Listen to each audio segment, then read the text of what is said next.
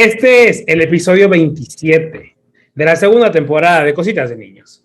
Hoy vamos a hablar de un tema importante, un tema difícil, un tema que ha tomado relevancia el último año y medio y bueno, claramente, porque jamás nos habían puesto en una situación como la que hemos vivido, una situación de estrés, de muchas emociones, de cosas inesperadas y una situación en la que no sabemos qué va a suceder. Sí, vamos a hablar de ansiedad. Muchas personas ya me habían escrito que querían que habláramos de la ansiedad. Pues bueno, vamos a hablar de la ansiedad y quienes han pasado por un episodio de ansiedad saben que, bueno, un ataque de ansiedad es como ir de abajo arriba de la Torre Eiffel y de arriba abajo en menos de 32 segundos. El cerebro piensa, ¿qué va a pasar? ¿Qué va a pasar? ¿Qué va a pasar? ¿Va a pasar esto? ¿Va a pasar esto? ¿Va a pasar esto? ¿Va a pasar esto? Y puede que pase y puede que jamás suceda. Pero tu cerebro está acelerado, está generando escenarios futuros. Y tú, pues, no estás en paz. La ansiedad es exceso de futuro. Pero no seré yo quien te siga hablando de este tema, sino nuestra invitada Laura García, quien nos va a hablar de la ansiedad. ¿Se puede manejar la ansiedad? ¿Debemos vivir con la ansiedad? ¿Tengo que medicarme necesariamente para controlar la ansiedad? Esas preguntas y muchas otras nos las responderá Laura García. Pero sin más, esto es el episodio 27 de la segunda temporada de Cositas de Niños. En Cositas de Niños hablaremos de esos temas que nos hacen sentirnos vulnerables, eso que siempre nos dijeron que no podíamos tocar. Junto a expertos y amigos abordaremos desde una perspectiva abierta y clara esos asuntos que nos harán confrontarnos con nosotros mismos. Yo soy Víctor Cuevas y esto es Cositas de Niños segunda temporada, porque para ser hombres primero debemos dejar de ser machos.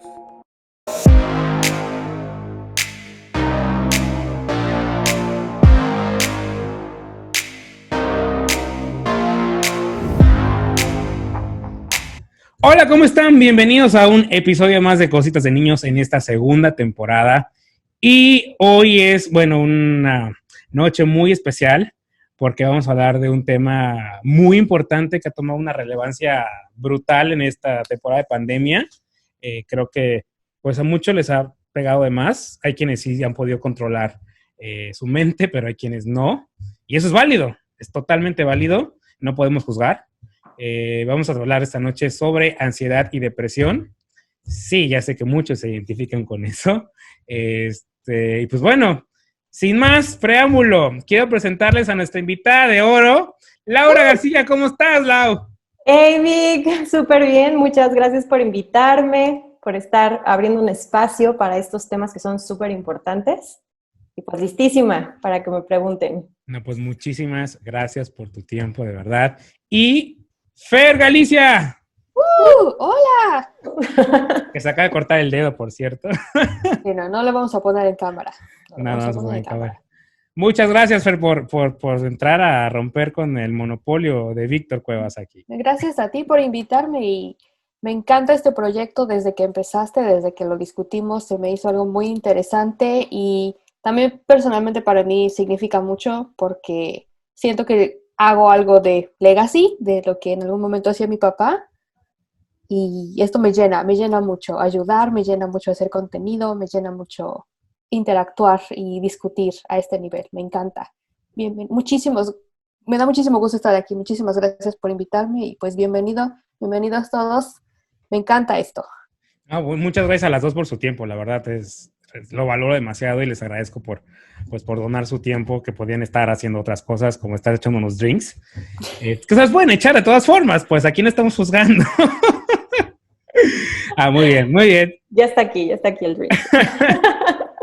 Pues bueno, el tema de la ansiedad, como les comentaba, es un tema muy delicado. Finalmente, las enfermedades mentales siempre es como que te estás tú autojuzgando porque crees que el mundo te va a juzgar y hoy en día es de lo más común, de lo más común. Pero pues bueno, comencemos, Lau. ¿Qué es la ansiedad? Súper, Vic. Pues bueno, la ansiedad es esta experiencia, yo le llamo experiencia porque a veces entrar como en la parte de enfermedad, como que se estigmatiza, ¿no? Toda esta parte, pero más bien creo que la ansiedad es una experiencia de estar en alerta constante. O sea, nuestro cuerpo, nuestros pensamientos, nuestras emociones todo el tiempo están en en alerta, ¿no? Diciéndonos, tenemos que cuidarnos, tenemos que protegernos, algo está mal conmigo o algo está mal con el entorno que me rodea. Entonces, esta experiencia, por ejemplo, de la cuarentena, ¿no? De encerrarnos, exacerbó estas experiencias de estar en alerta, ¿no? Ante una situación desconocida que no sabemos cómo manejar y que no sabemos en qué momento va a terminar. Entonces, sí, los pensamientos revolucionan y eso hace que digamos que somos seres biopsicosociales, ¿no? Entonces, nos impacta nuestro entorno, nos impactan nuestros pensamientos, nos impactan las emociones. Son muchas las variables que están en juego cuando nosotros experimentamos ansiedad. Dicen que la ansiedad es un exceso de futuro, ¿no? Sí, completamente. Es viajar en los pensamientos hacia el futuro, porque nuestra cabeza lo que quiere hacer es cuidarnos, ¿no? Entonces, lo que va a hacer es ponernos el peor escenario posible para que estemos, digamos, como listos Sí. en caso de que se llegue a dar esa experiencia. El problema es que en el 80% de los casos esa experiencia no llega. Y entonces nuestro sistema nervioso central está en constante alerta ante una situación que no existe, que no ha pasado, que no he vivido, que no está en mi entorno. Y muchos usan este ejemplo del león, ¿no? De si tengo un león enfrente, evidentemente pues mi sistema va a entrar en alerta, voy a correr, voy a escapar, voy a tratar de sobrevivir. Pero ¿qué pasa si el león es invisible y estoy 2 años pensando que tengo al león enfrente? ¿No? Eso empieza a generar una serie de cambios biológicos, fisiológicos, emocionales, que obviamente van a hacer que mis acciones vayan en relación a esa experiencia, ¿no? Y no a lo que realmente estoy viviendo. Y como mencionas, ¿no? Son infiernos, te vas creando infiernos de cosas que finalmente no van a... Bueno, puede que no pasen, como dices tú, ¿no?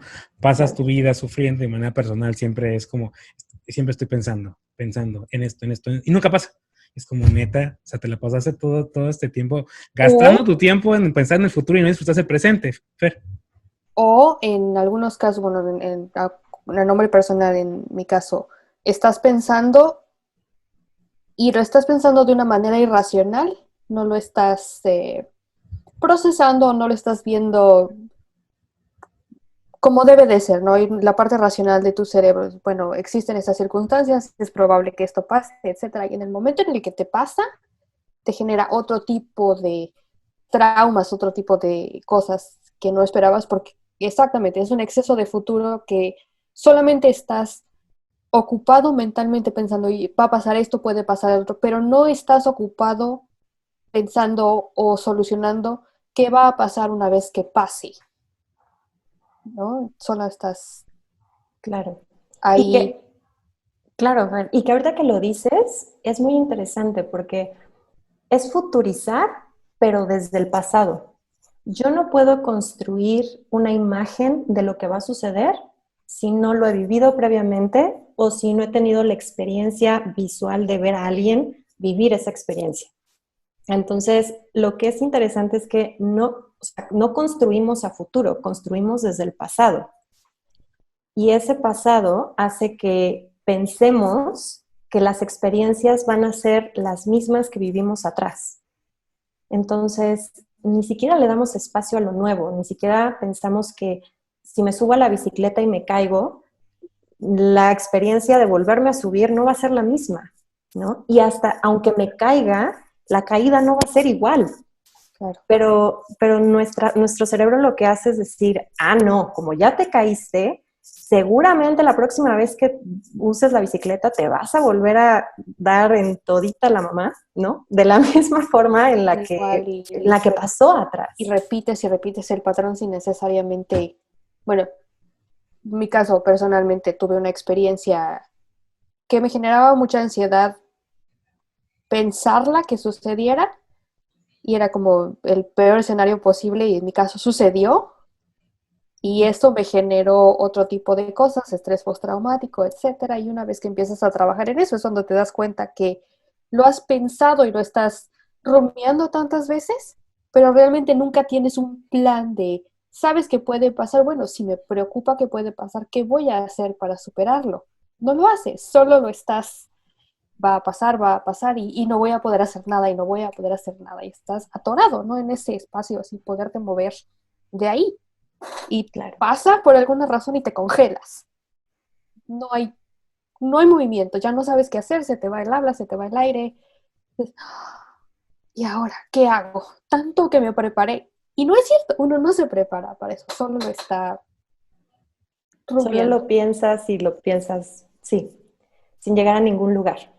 Sí, ¿Y justo. cuáles son los signos de ansiedad? ¿Cuáles son como, digo, ahorita ya estamos como más o menos dando como una introducción, pero ya en concreto, ¿cómo puedo yo saber que padezco ansiedad o cómo me puedo ir dando cuenta que, esto es como un punto rojo?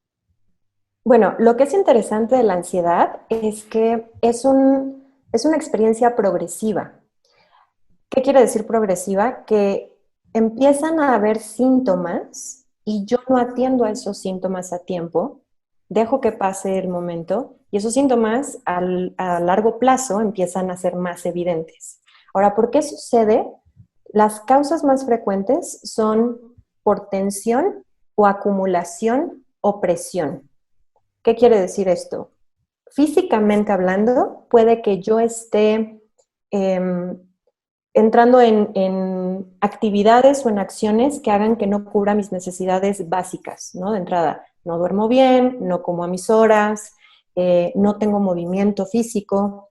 Entonces, eso obviamente hace que mi cuerpo empiece a generar tensión, ¿no? Si estoy 24 horas enfrente de la computadora sin moverme nada más que a ir, comer algo, lo que sea y seguir trabajando, evidentemente eso va a hacer que mi cuerpo empiece a retener tensión física. Emocionalmente tiene que ver esa retención con la evitación emocional. Cuando yo no tengo una experiencia de manejo emocional y pienso que enojarme, pienso que estar triste, pienso que eh, tener miedo es malo, empiezo a reprimir emocionalmente. Y la experiencia emocional es física. Uno siente la emoción desde el cuerpo, ¿no? Entonces, cuando nosotros reprimimos esa emoción no desaparece, se instala en el cuerpo y empieza a hablar a través de síntomas físicos, ¿no? Síntomas físicos como taquicardia, síntomas físicos como sudoración, eh, cambio de color de la piel, eh, mucho cansancio. A veces uno dice, estoy muy cansado, pero seguimos haciendo, ¿no? No paramos. Claro. Entonces, esas acumulaciones obviamente hacen que nuestro cuerpo empiece es un contenedor, y mientras más piedritas le pongas al contenedor, más pesado se va a comenzar a sentir. En el aspecto mental, empiezan a ocurrir estos pensamientos recurrentes, estas creencias acerca de que no puedo, no lo voy a lograr, eh, nadie me quiere, no soy aceptado. Empieza a haber una serie de pensamientos y creencias que fomentan que haya más tensión, haya más peso, haya más carga. Y algo que también es muy importante en la ansiedad es nuestra experiencia pasada, la historia de vida con la que cargamos. Gran parte de la ansiedad se da por el trauma infantil. Cuando yo en mi infancia tuve experiencias donde todo el tiempo tenía que estar en alerta porque mi entorno no era seguro, entonces mi sistema nervioso se va a adaptar a estar en alerta. Y cuando cambie de ambiente, cuando logre crecer, salir de ese entorno traumático o de esa experiencia traumática, salga a otro lugar, mi sistema, en lugar de relajarse, va a seguir manteniendo estos espacios de estar en alerta, aunque ya nada del entorno me esté dictando que estoy en peligro. Entonces, muchas veces el trauma infantil es lo que a la larga, como adultos, detona muchísimo estas experiencias de ansiedad. Caray, no, no, Qué no tenía fuerte. idea de todo esto. Qué fuerte. Ya ven Sí, por qué es bueno hablar con el psicólogo, vas entendiendo, ¿no? Sí. No, justo ahorita que hablas de acumulación, se van a reír un poco de mí, pero cuando decidí finalmente ir a terapia el año pasado, fue porque ya venía yo de unos meses bastante pesados, emocionalmente hablando. Y se pueden reír de mí, de verdad. Fui a un festival a México y justo cuando, bueno, J Balvin oficialmente aceptó que tenía depresión, bueno, que hacía depresión, y justo cuando él está hablando de eso y empieza a cantar, me solté a llorar, literal, o sea, o sea, un reggaetonero cantando y platicando y me solté a llorar y es como, güey, ¿qué onda, no? No. Ajá, o sea, ¿qué está pasando, no? Cuando se lo conté así, cuando me dijo, no, es que es natural, o sea, el tipo te está hablando de su experiencia, tú conectaste con él, ya o sea, lo que estuviera cantando en ese momento era lo de menos, tú conectaste con él y te rompiste. Claro. Y fue la acumulación que dije, güey, tengo que ir a terapia. O sea, de ver, tengo que ir a terapia ya.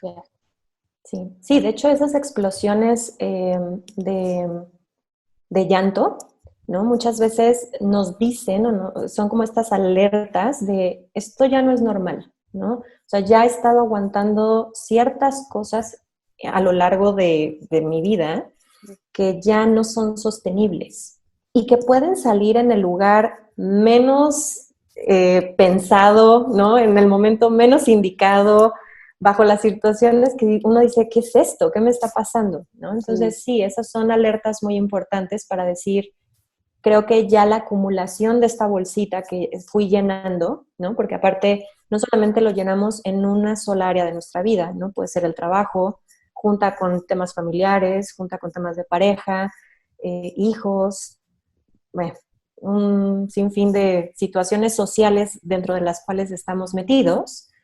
Y claro que se empieza a llenar esa bolsa cuando no sabemos cómo ir cerrando y trabajando cada situación por individual.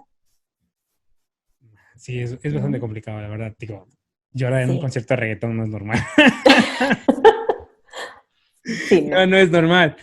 Pero bueno, hablamos de ansiedad como un mismo tipo de ansiedad, pero existen diferentes tipos de ansiedad. Así es. Sí, existen diferentes, se les llama trastornos de ansiedad. Existen diferentes tipos. Algunos de ellos el más conocido es el trastorno de ansiedad generalizada. Este trastorno es, pues, estar en constante alerta, ¿no? Es justo el trastorno el que nos lleva como estos panic attacks, ¿no? Que son estos ataques de pánico, que de repente de la nada empiezo a sentir que me voy a infartar, ¿no? Me voy a morir, algo va a suceder, y llegan de la nada, ¿no? No tiene que haber como un estímulo específico para que sucedan. Obviamente están el estrés postraumático, que a partir de una situación específica que vivo, que es muy intensa, mi sistema lo que hace es decir, no sabemos si esta situación se va a volver a repetir o no, y sí hay detonantes que hacen que yo vuelva a vivir la experiencia, ¿no? Esto pasa mucho cuando hay asaltos, cuando hay secuestros, cuando hay violaciones, la guerra, ¿no? Mucho pasa en Estados Unidos con el tema de la guerra.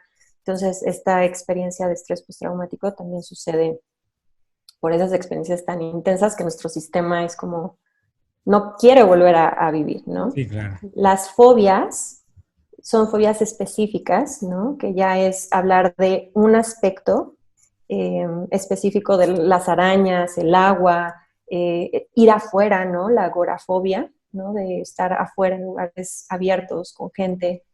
Esas experiencias también suceden por lo general por esta experiencia del trauma infantil. Eso tiene mucho que ver con algo sucedió que conecté este elemento con una situación de peligro.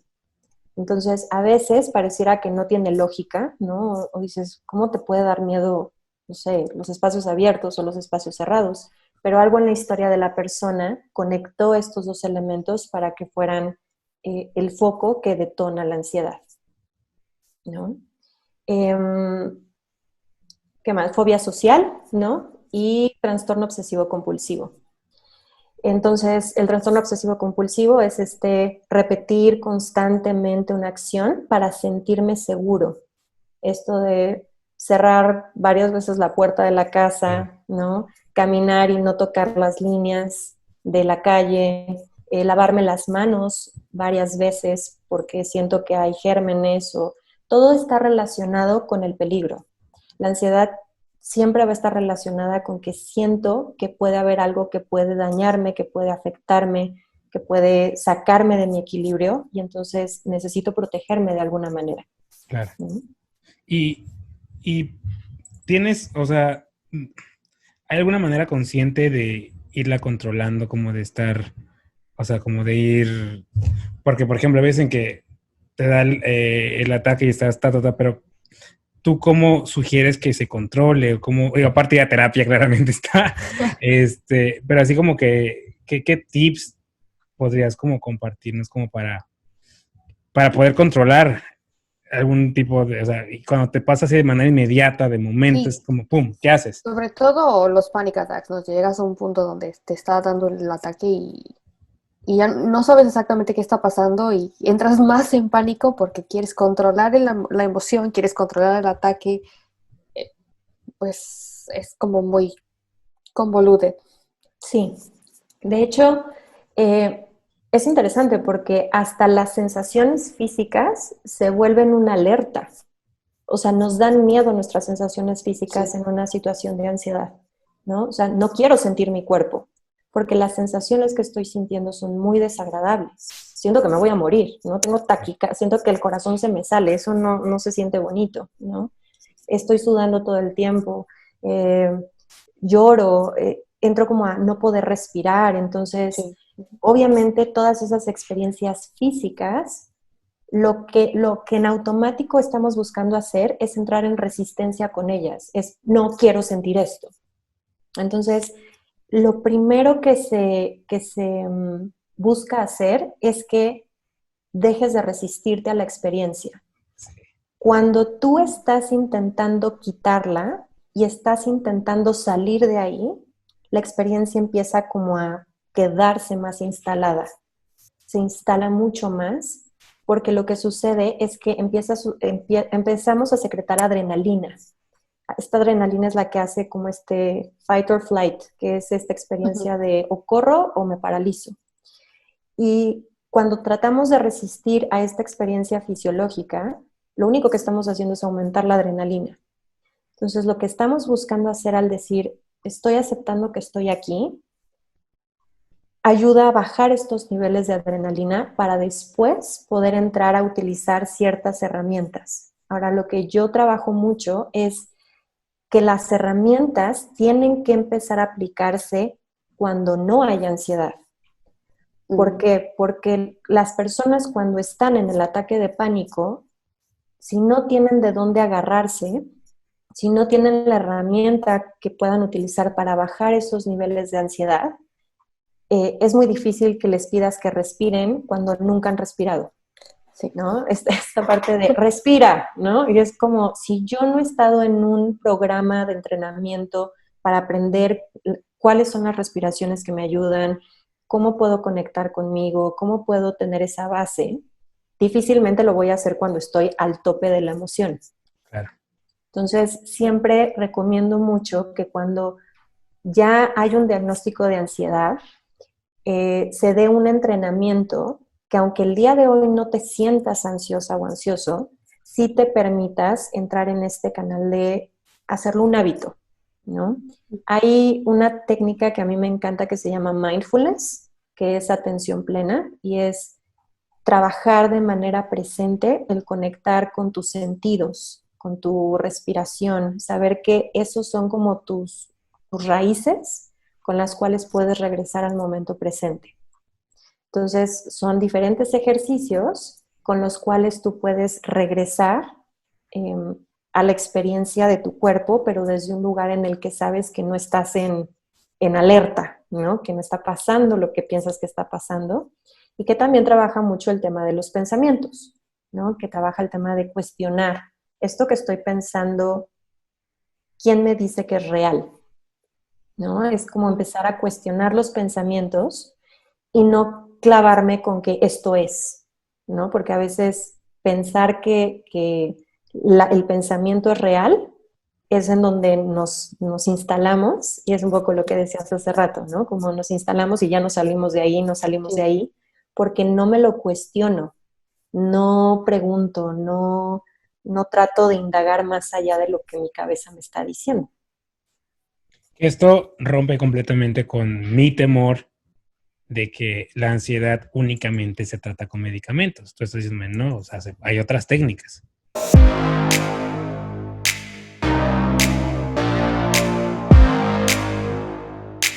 Y esas técnicas, cuando tú empiezas a hacerlas parte de ti, ¿no? Cuando tú empiezas a hacerlas un hábito, como es el ejercicio, como es entrar a conectar con las respiraciones, la meditación es muy buena para poder aprender a conocerte, ¿no? Aprender a conocer tu cuerpo, conectar nuevamente contigo desde un lugar que no es traumático.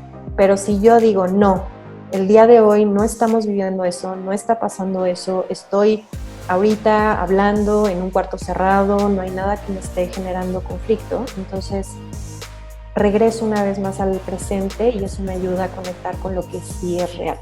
Lo primero es observar tus hábitos, ¿no? ¿Cuáles son tus hábitos regulares? ¿Qué tanto duermes? El dormir es sumamente importante para una persona que tiene ansiedad. Entrar en conciencia, yo lo llamo mucho esta conciencia de qué es lo que haces, qué me hace bien y qué me hace mal, qué noto que me altera y qué noto que me ayuda a relajarme. Entonces me puedo crear conciencia de lo que está generando ruido en mi vida en estos momentos o de lo que está siendo importante para mí en estos momentos, que puede estar tocando heridas de no soy capaz, no puedo, no tengo, entonces no, yo soy la que está mal porque todo el mundo pone la mente en blanco y a mí no me sale. No queremos llegar a ningún lugar. Queremos entrar en compasión de lo que estamos viviendo. Mind blowing todo lo que hablamos con Laura, ¿no? Sí, el tema de la ansiedad es un tema que debe de atenderse porque si no te atiendes va a ir empeorando. No es malo que tengas ansiedad, ya es parte del día a día de todas las personas en el mundo, pero si no te atiendes por esta idea de que te van a decir que estás rayando en la locura o lo que sea, pues te vas a poner peor. Entonces, finalmente no tienes que darle cuentas a nadie. Tú atiéndete, pide ayuda y verás que las cosas serán mucho mejores. La próxima semana continúa mi conversación con Laura García y terminaremos de platicar sobre la ansiedad, todo lo relativo a este tema. ¿Te gustó el episodio? Como cada semana, ya sabes, pulgares arriba. Si me ves en YouTube, ya sabes, por favor, suscríbete al canal y dale click a la campanita para que te lleguen todas las notificaciones cada que subamos material nuevo al canal de YouTube de Cositas de Niños. Ya sabes que tenemos en exclusiva el diván de Cositas de Niños con Brenda García, efectivamente, los miércoles cada 15 días a las 12 del día. Y si me escuchas por plataformas de audio, suscríbete al podcast para que te lleguen todas las actualizaciones cada que subamos material semanal de Cositas de Niños. No se te olvide seguir las redes sociales de Cositas de Niños, Cositas de Ninos, el podcast en Instagram, en Facebook y Cositas de Ninos en Twitter. Ahí vas a encontrar material de todo tipo, infografías, artículos y demás que, bueno, vendrán a enriquecer el contenido semanal de Cositas de Niños, además de que hay muchísima más información que no necesariamente hemos abordado en los episodios semanales de Cositas de Niños. Pero si no eres de redes sociales, me puedes mandar un correo electrónico a cositasdeninos.gmail.com. Pero sin más, este fue el episodio 27 de la segunda temporada desaparece de Cositas de Niños.